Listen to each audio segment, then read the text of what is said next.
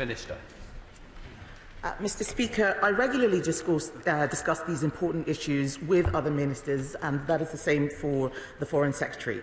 The fact is, freedom of belief and speech are vital pillars of our democratic society, and no one should be silenced for expressing their legitimately held opinions. Freedom of speech in universities is already protected by law, but there is no effective enforcement mechanism. The government is therefore taking steps in line with our manifesto to strengthen academic freedom and free speech in universities in England.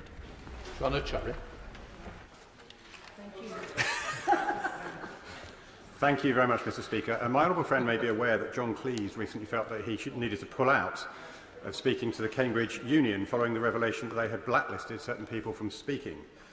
Although the union's president has now rowed back on that claim that a list of banned speakers exists, would my honourable friend outline what the government is doing to promote freedom of speech and belief in our universities to make sure that students are exposed to a range of views, even those that they may themselves disagree with?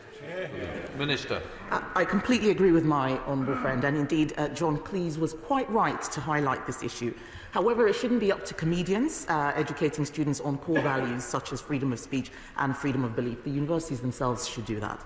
Those that seek to bully, harass and intimidate others because of their views risk undermining our precious freedoms. Such behaviour should not and will not be tolerated on university campuses, and that is why we have introduced the Higher Education Freedom of Speech Bill to strengthen freedom of speech and academic freedom in universities and ensure individuals can seek redress.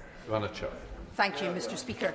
Across the United Kingdom, women in public institutions are being hounded for the belief that sex matters in life as well as in law. I have in mind the case of Professor Kathleen Stock at Sussex University, but there are many other women suffering the same fate who don't have such a high public profile. Can the Minister tell us what support she can offer to such women? Minister. I thank the Honourable Lady for bringing that question to me. She is absolutely right. I have been appalled by the disgraceful treatment of Professor Kathleen Stock, and I think that we as a government should do more. And I am personally looking into what we can look at in terms of workplace harassment and bullying, which I believe a lot of that behaviour fell under. And I hope that I will be able to work with her on this issue more closely.